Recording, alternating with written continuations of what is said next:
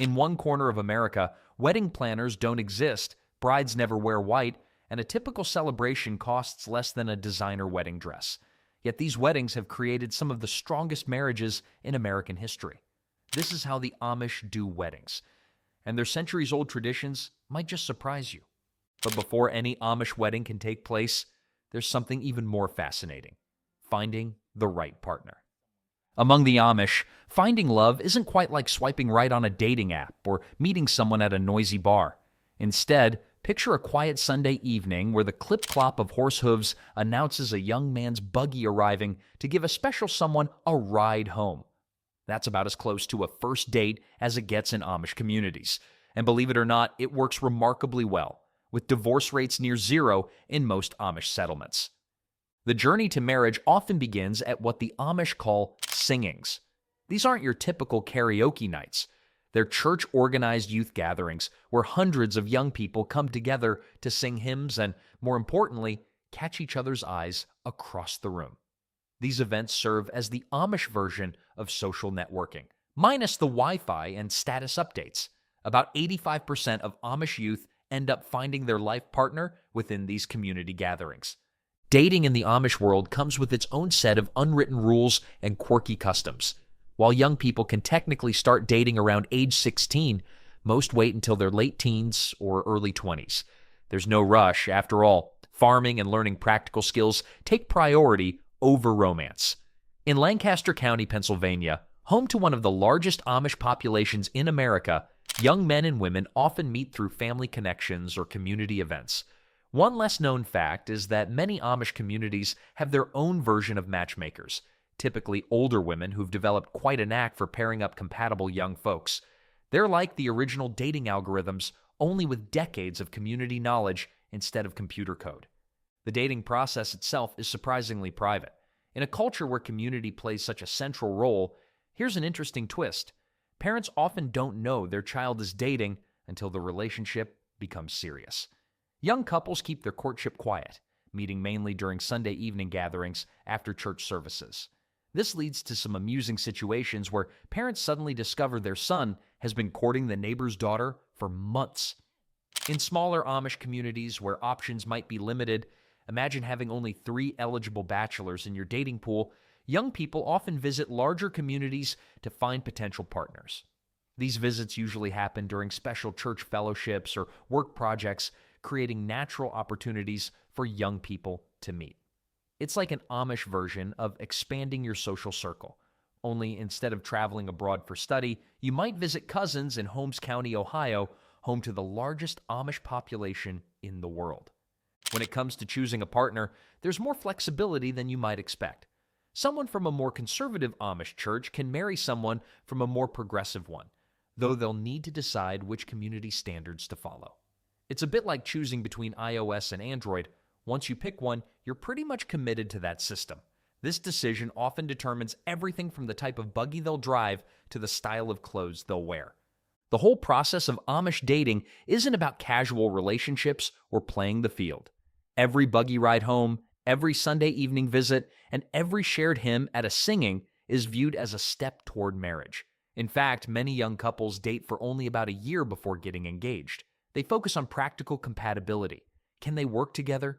Do they share similar values? Will they make a good team in running a household or farm? Speaking of practical matters, young Amish people who move between larger communities, say from Lancaster County to northern Indiana, often find this geographic change opens up new possibilities for meeting potential partners. These moves usually happen for work opportunities, but they've been known to result in more than just professional development. As they say in the Amish community, sometimes the best crops grow in different fields. The success of this seemingly simple approach to finding love is reflected in the remarkably high marriage rates within the community. Unlike the modern world's dating scene with its endless options and complications, the Amish way of matchmaking has remained largely unchanged for generations. And perhaps they're onto something. After all, when was the last time you heard of an Amish dating app?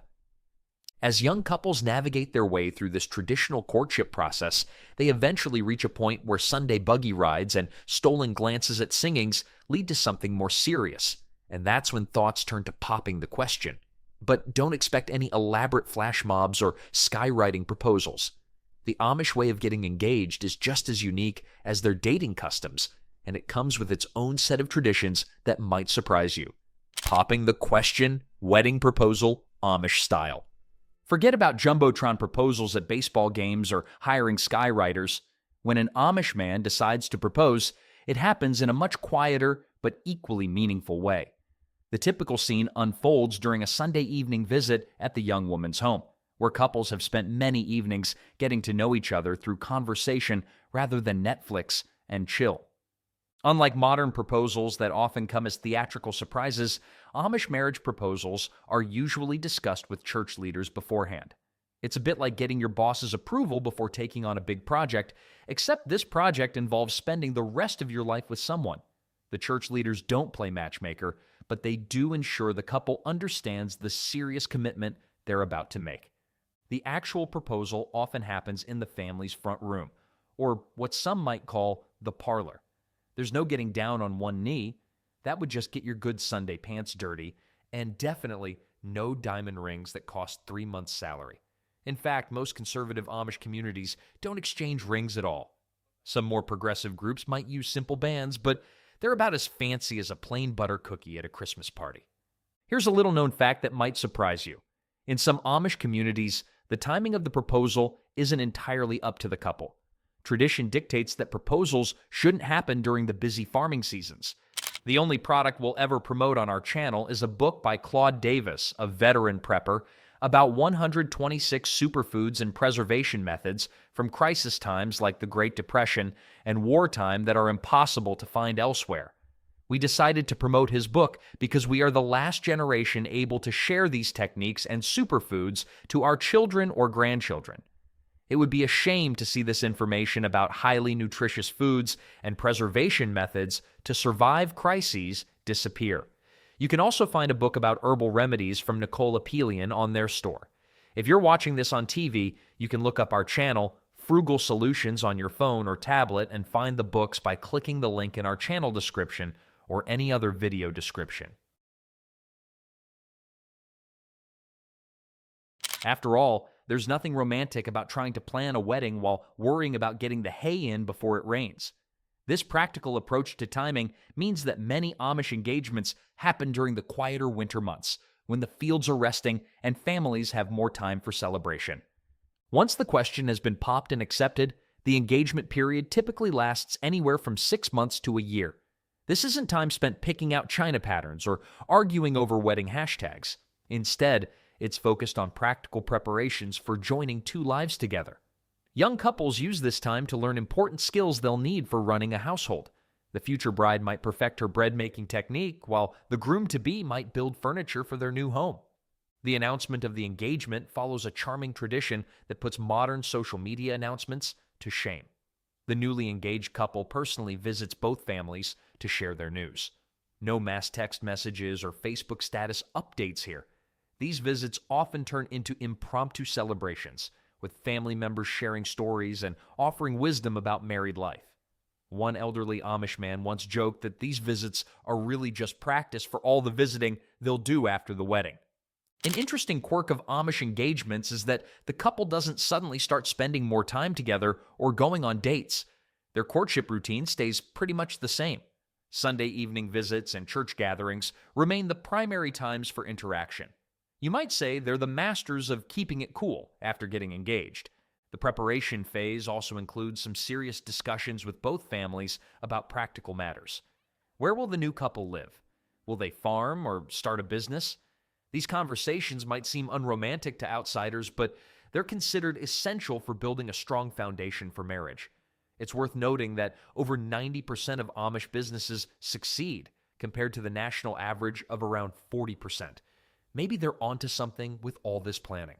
The engagement period isn't just about the couple. It's a time when both families begin preparing for the big day. This includes starting to gather materials for the wedding feast, planning where to host hundreds of guests, and beginning the intricate process of creating wedding clothes. And speaking of clothes, that's where things get really interesting.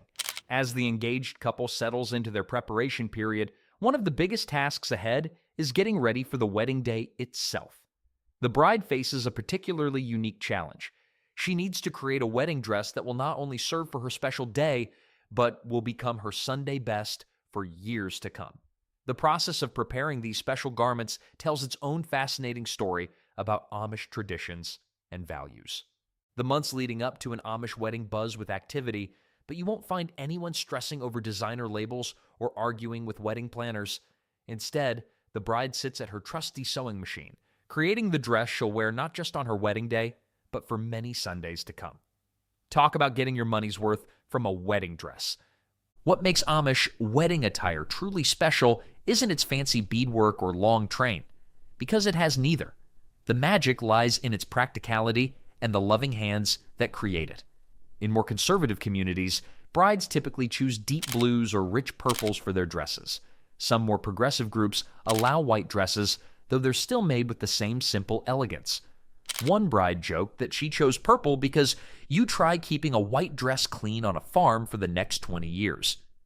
The dressmaking process brings together generations of women in the community. Mothers, aunts, and sisters gather around sewing machines, their fingers flying over fabric as they help create not just the bride's dress, but outfits for all the female attendants as well. These sewing circles have been known to solve more family disagreements than a dozen therapy sessions. Nothing brings people together quite like wrestling with several yards of stubborn fabric. Every stitch must follow the ordnung, the community's set of rules and guidelines. No fancy buttons, no lace trim, no decorative stitching that might be considered too showy. But don't think this makes the dresses boring. The skill lies in creating something beautiful through perfect seams and careful construction. Statistics show that the average Amish bride's dress contains over 25 yards of fabric and takes approximately 35 hours to complete. When you consider that these dresses often become family heirlooms, that's pretty efficient workmanship. The men's preparation might seem simpler at first glance. After all, they're usually wearing their Sunday best suits, but there's still plenty of work to be done. New shirts need to be pressed, special black felt hats must be shaped just right, and their boots need to be polished until they shine. One groom famously spent so long shining his boots that his brother asked if he was planning to use them as mirrors during the ceremony. Meanwhile, in the kitchen, an entirely different kind of preparation takes place. The bride's family tackles the monumental task of preparing for the wedding feast. Would you believe that one of the most time-consuming preparations involves celery? That's right. Hundreds of pieces need to be cleaned and cut for the traditional wedding soup and stuffing. It's said that you can tell how many weeks until an Amish wedding by how many celery plants are growing in the family's garden. The attendants' clothing follows strict guidelines too. Women wear dresses and colors that complement the bride's, while men wear dark suits that would make any funeral director proud. But here's a fun fact. In some communities, the number of pleats in an attendant's dress cap can indicate her marital status. Single women wear more pleats than married ones. It's like an Amish version of a relationship status update. All this clothing preparation happens alongside the regular daily work of farming, cooking, and maintaining the household. Multitasking reaches new levels when you're trying to milk cows, feed chickens, and fit in dress alterations before sundown. The community pitches in to help with regular chores, ensuring the family has time for wedding preparations. After all, as one Amish grandmother put it, many hands make light work, but too many opinions about sleeve length make heavy headaches. The final weeks before the wedding see an increase in activity as everything needs to be finished on time. There's no such thing as rushing to the store for last-minute alterations or ordering emergency supplies online. Every detail must be carefully planned and executed well in advance. In fact, most Amish weddings have their dates set months ahead, not just for preparation purposes, but to align with something even more important: the right time of year. Now, about choosing that perfect wedding date, it's not as simple as picking your favorite season or the anniversary of your first buggy ride together.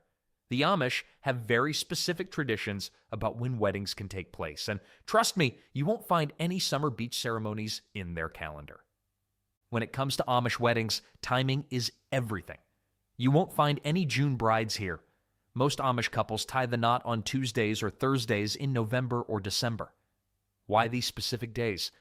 Well, it's not because they're trying to get off-season venue discounts. The choice of autumn or early winter weddings is pure practicality. By November, the harvest is complete, The summer canning is done, and the community has more time to help with celebrations. One Amish farmer quipped that November weddings mean the potatoes are in the cellar and the hay's in the barn, and nobody has to worry about the ice cream melting. The early morning start time, typically 8:30 a.m., might seem crazy to English folks who like their beauty sleep, but it makes perfect sense when you're planning to feed 400 people multiple times throughout the day. A typical Amish wedding hosts between 200 to 600 guests, and when you're cooking everything from scratch without electricity, you need all the daylight hours you can get. The specific day of the week matters too. Tuesdays and Thursdays are preferred because Mondays are for post-Sunday cleanup, Wednesdays often have community meetings, Fridays are for preparation for the weekend, and weekends are reserved for regular church activities. An Amish elder once joked that weddings are on Tuesdays and Thursdays because even God rested on the seventh day, and we need the other days to get ready and clean up. These practical timing choices reflect the Amish values of community and hard work. Unlike modern weddings that often revolve around vacation schedules and venue availability, Amish weddings prioritize the farming calendar and community needs. After all, you can't exactly reschedule the corn harvest because it clashes with your wedding date. Now that the date is set, the next big question isn't about flowers or table centerpieces. It's about what kind of useful, practical gifts will help the young couple start their new life together. In the Amish community, you won't find any registry for fine china or fancy kitchen gadgets. Forget about scanning items at Bed Bath & Beyond. Amish wedding gifts follow a different kind of registry, one that's been working perfectly for generations. The focus here isn't on getting the latest kitchen gadget or matching towel sets. It's about providing young couples with everything they need to build a successful life together. Most guests arrive at Amish weddings carrying practical items that would make modern minimalists proud. Hand-stitched quilts, each representing hundreds of hours of work, often become family heirlooms passed down through generations. Statistics show that a typical Amish bride receives between 3 to 5 quilts at her wedding, with each one containing over 4,000 individual stitches. That's a lot of love sewn into each gift. The community's approach to gift giving often involves pooling resources for larger items. A group of families might come together to provide essential farming equipment or furniture. One memorable story tells of an entire church district joining forces to give a young couple their first team of workhorses. Try fitting that in a gift bag. The practicality extends to how gifts are presented too. No fancy wrapping paper or decorative bows here. Just simple brown paper with the giver's name carefully written on it. Kitchen essentials make up a significant portion of wedding gifts, but we're not talking about electric mixers or coffee makers. Instead, young couples receive dozens of jars of home-canned vegetables, fruits, and meats. A typical Amish bride might receive enough preserved food to fill an entire pantry, somewhere between 500 to 700 jars. As one Amish grandmother likes to say, the first year of marriage is hard enough without worrying about an empty stomach. The community's generosity extends beyond physical gifts. Many guests contribute their time and skills in the weeks leading up to and following the wedding. Someone might offer to help build a chicken coop, while others might pledge days of labor during the next harvest season. These promises of future help are written on small cards and are considered just as valuable as tangible gifts. One family might offer 3 days of plowing in spring, while another pledges help with barn raising when needed. And then storage can become quite interesting when you're dealing with hundreds of practical gifts. One young couple famously received so many canned goods that they had to build an extra shelf in their basement just to hold them all.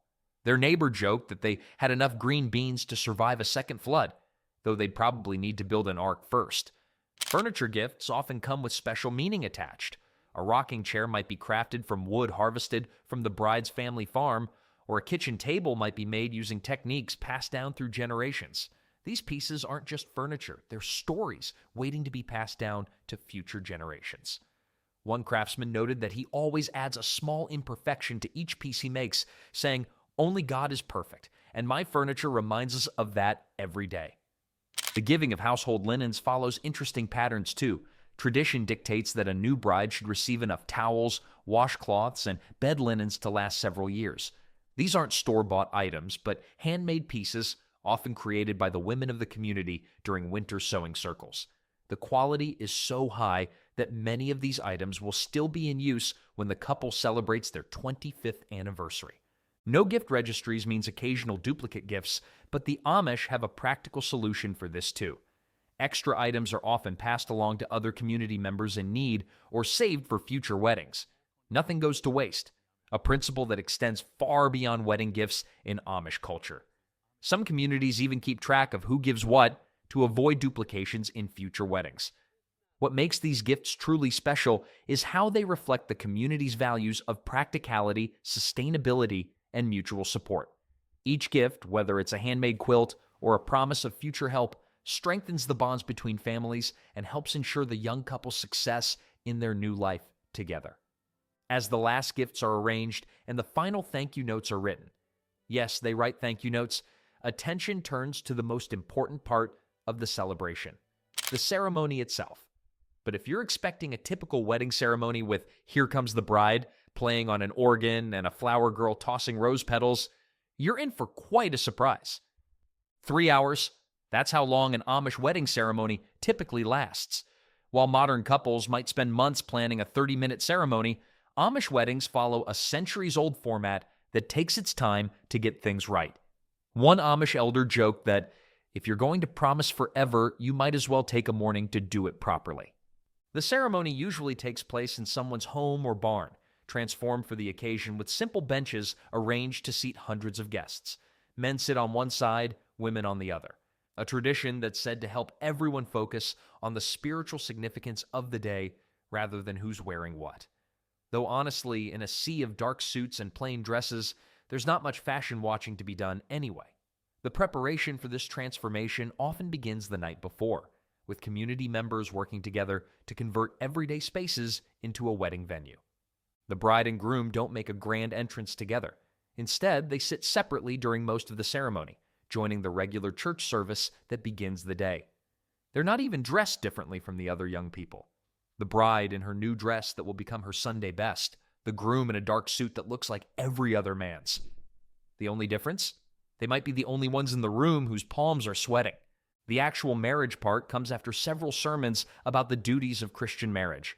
Statistics show these sermons can last up to 2 hours, enough time for even the most patient person to count every beam in the barn ceiling at least twice. But these lengthy sermons serve a purpose.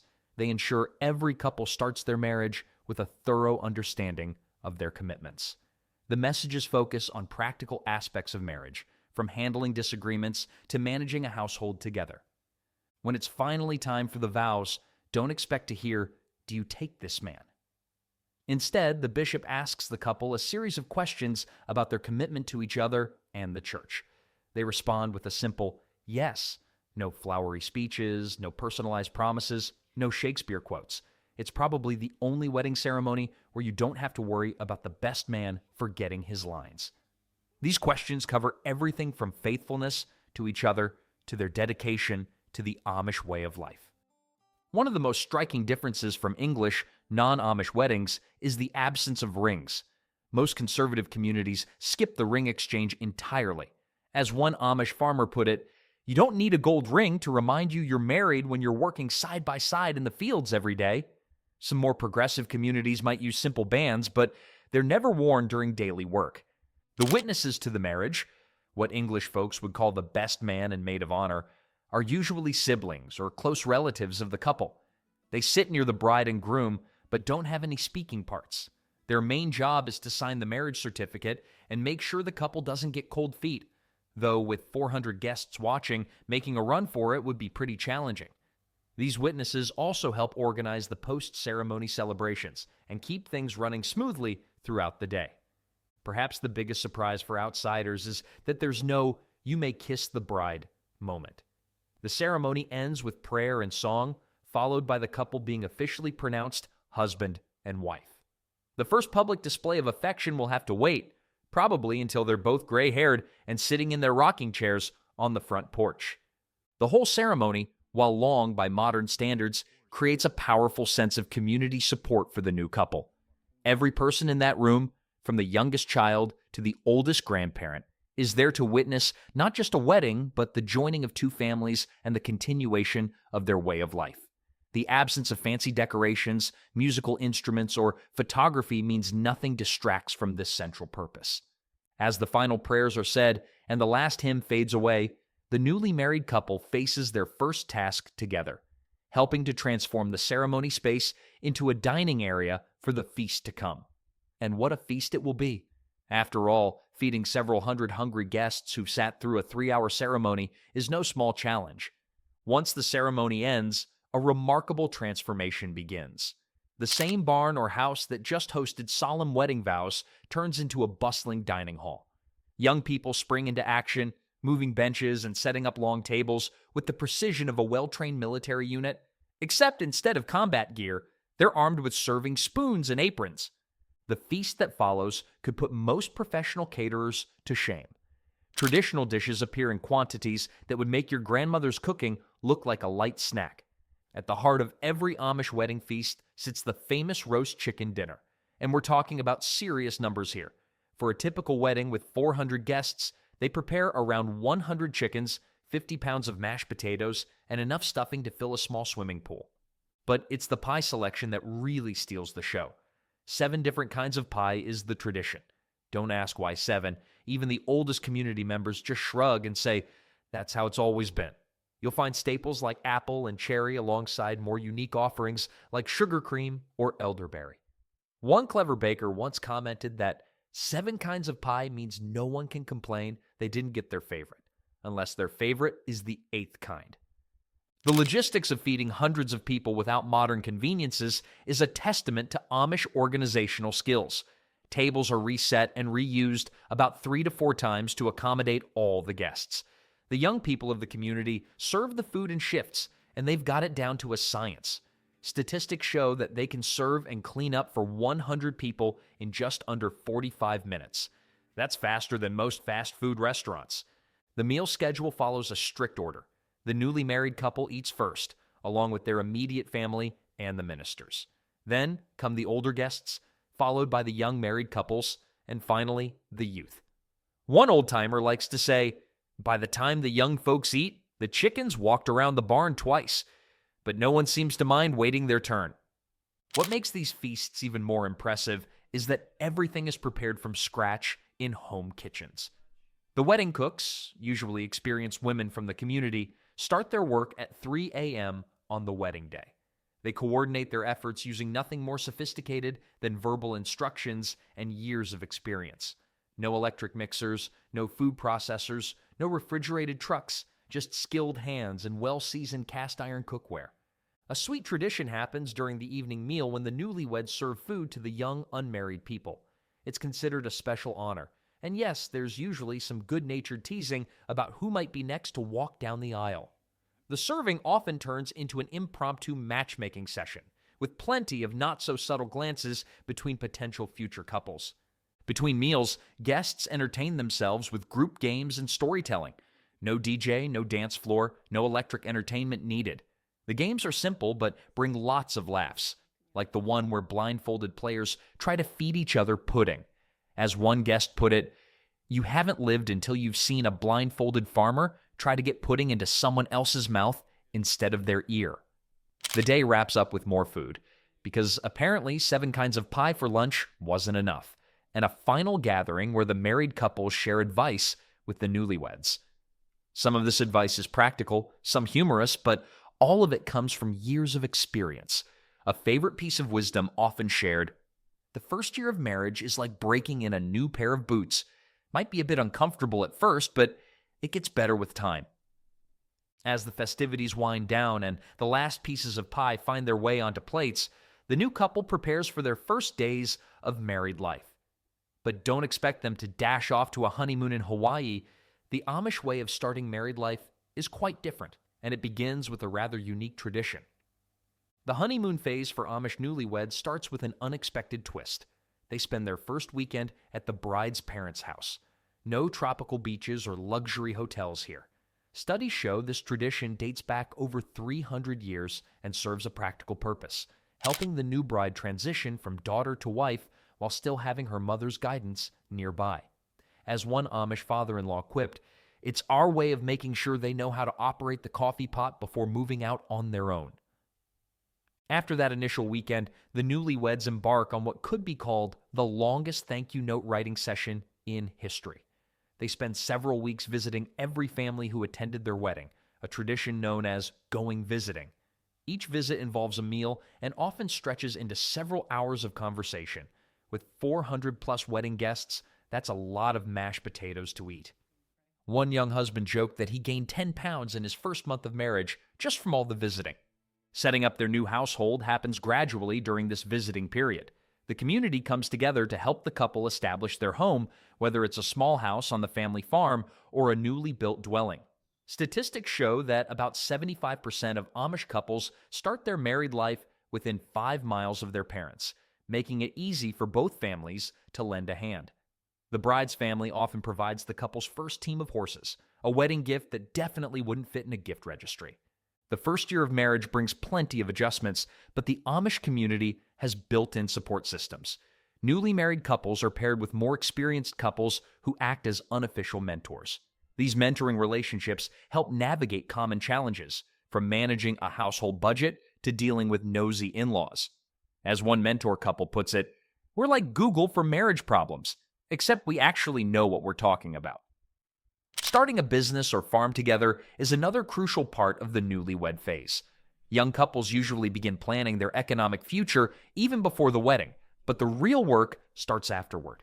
Remarkably, over 90% of Amish businesses succeed past their 5th year, a rate that would make any business school professor jealous. Maybe there's something to be said for starting married life with practical skills instead of a pile of wedding debt. The first few months also involve establishing daily routines. Without modern conveniences, simple tasks require teamwork. Couples quickly learn to coordinate their schedules. One spouse might handle the morning farm chores while the other prepares breakfast. An old Amish saying goes, "The couple that milks cows together stays together." Though one farmer's wife added, "Unless he keeps splashing you with milk, then all bets are off." Financial management takes center stage during this period too. Newlyweds open their first joint account at the local bank, though you won't find any credit cards or online banking apps here. Most couples maintain a strict budget, saving for future investments in their farm or business. The community helps by providing interest-free loans when needed. It's like having hundreds of family members as your personal credit union. The adjustment period includes learning to balance relationships with both sides of the family. Living close to relatives means frequent interaction, which can be both a blessing and a challenge. One young husband laughed about having to schedule his farming day around visits from 3 different sets of in-laws who all wanted to check on things. His wife replied, "At least they bring food every time they visit." During these early days of marriage, the couple establishes patterns that will shape their life together. From morning prayers to evening chores, they create their own unique blend of traditions and habits. They learn each other's quirks, like who's grumpier without breakfast or who's better at handling the horses. It's a time of discovery, compromise, and occasionally stepping on each other's toes in their small farmhouse kitchen. The community plays a vital role in supporting the new couple during these early months. Neighbors often stop by with additional meals or offer help with big projects. It's common for newlyweds to receive invitations to Sunday dinners for their entire first year of marriage, ensuring they stay connected to their support network while building their new life together. Speaking of traditions, there's one aspect of Amish weddings that often puzzles outsiders: the complete absence of wedding photos and recorded music. But the Amish have their own special ways of preserving memories and celebrating without modern technology. The absence of photographs at Amish weddings might seem strange to outsiders who are used to spending thousands on wedding photographers, but the Amish have found creative ways to preserve their special memories without snapping a single selfie. In more progressive communities, they sometimes allow a designated English, non-Amish person to take one photo, though it's about as rare as finding a smartphone in a horse and buggy. Instead of wedding albums filled with staged photos, some communities embrace the art of memory sketching. Talented artists within the community might create pencil drawings of the couple, capturing their likeness with careful strokes rather than camera clicks. These sketches often become cherished family heirlooms, passed down through generations. One elderly woman proudly displays a sketch from her wedding day in 1962, joking that, "At least in a drawing, you can tell the artist to make you look better." When it comes to music, the Amish approach might surprise those used to DJs and dance floors. Wedding celebrations feature something far more remarkable: the powerful sound of hundreds of voices joined in four-part harmony. Statistics show that Amish wedding attendees might sing up to 100 verses of traditional wedding songs throughout the day. That's more verses than most pop stars sing in an entire concert. The singing tradition follows a specific pattern. Morning worship songs are more solemn, while afternoon gatherings feature livelier hymns. Young people often gather in the evening to sing faster-paced songs that sound almost like folk music. One bride's father remarked, "Who needs instruments when you have 400 people who've been practicing these songs since they could talk?" Memory books replace traditional photo albums filled with pressed flowers from the wedding bouquet, written messages from guests, and detailed descriptions of the day. These books become a sort of community journal, with relatives adding their own memories and stories over the years. Some families can trace their wedding traditions through these books, going back 5 or 6 generations. It's like social media in paper form, minus the awkward tagged photos. The lack of recorded music means no first dance, but couples find other ways to make special moments. Sometimes the young people will gather in a circle and sing particularly meaningful songs for the newlyweds. The harmony of dozens of voices raised together can be more moving than any orchestra, though, as one groom pointed out, at least with recorded music, nobody hits the wrong note. For preserving the wedding day outfit, some brides carefully store a small piece of their dress fabric in their memory book, along with written descriptions of every detail. Future generations can read about the exact shade of blue or purple, the number of pleats, and even how many stitches were in the hem. One grandmother loves showing her granddaughters the fabric swatch from her wedding dress, still perfectly preserved after 50 years. More progressive communities have found creative compromises with technology. Some allow a non-Amish neighbor to take a single group photo, which is then tucked away rather than displayed. These rare photographs become historical documents, showing how wedding customs and dress styles have evolved over time. An Amish historian noted that out of over 3,000 weddings in Lancaster County last year, only about 12 included any form of photography. The focus on mental and written records rather than visual ones means Amish couples develop incredible attention to detail. They often can describe their wedding day years later with remarkable precision, from the exact number of pies served to which hymns were sung at what time. As one elder explained, "When you can't take pictures, you learn to take better mental snapshots." While maintaining these traditions might seem challenging in our photo-obsessed world, the Amish have found that memories preserved in stories, songs, and written words can be just as vivid as any photograph. Besides, as one young bride recently quipped, "At least I don't have to worry about unflattering angles ending up on Facebook." This absence of modern technology at weddings reflects a deeper aspect of Amish life: the choice to remain unmarried. In a community where marriage is highly valued, how do single members find their place and purpose? The answer might surprise you. Recent studies show that about 10% of Amish adults remain unmarried throughout their lives, a statistic that might seem surprising in a culture that places such high value on marriage and family. But these single community members are far from being outsiders. Instead, they often become some of the most treasured and vital members of their communities. Many unmarried Amish adults become teachers in their community's one-room schoolhouses. With their dedication undivided by family responsibilities, they can pour their energy into educating the next generation. One such teacher, known affectionately as Teacher Emma, has taught 3 generations of the same family. Her former students joke that she knows more family secrets than their own parents, though she's too discreet to ever tell. Single members often become the backbone of elder care in Amish communities. They frequently live with and care for aging parents or relatives, providing essential support that keeps older community members in their homes rather than moving to care facilities. Statistics reveal that over 60% of unmarried Amish adults serve as primary caregivers for elderly relatives at some point in their lives. The role of aunt or uncle takes on special meaning for single Amish adults. They become surrogate parents, confidants, and mentors to their nieces and nephews. Without children of their own, they can often give extra attention and support to these young ones. One bachelor uncle became famous in his community for building elaborate dollhouses for his nieces. complete with tiny working doors and miniature quilts. Single members also tend to become the community's unofficial historians and record keepers. With more time for such pursuits, they often maintain detailed family histories, keep track of important dates, and preserve traditional recipes and crafts.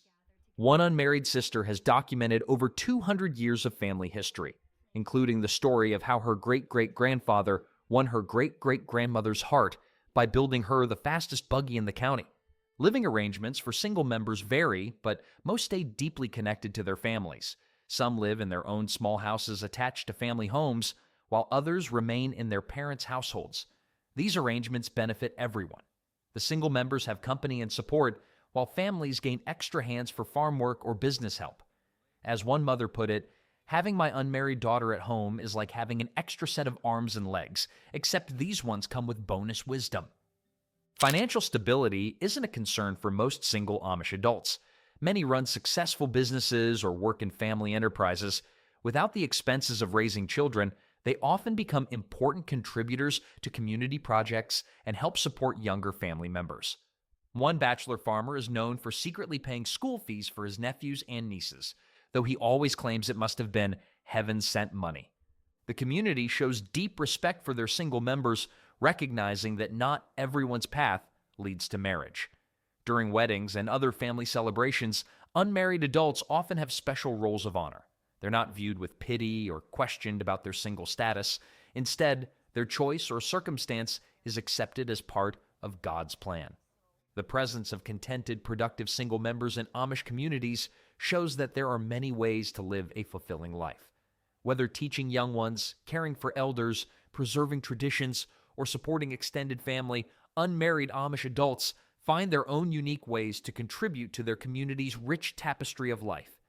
And so, from matchmaking to marriage to single life, every member of the Amish community finds their place in this intricate dance of tradition and daily life, each playing their own crucial part in keeping their culture alive and thriving.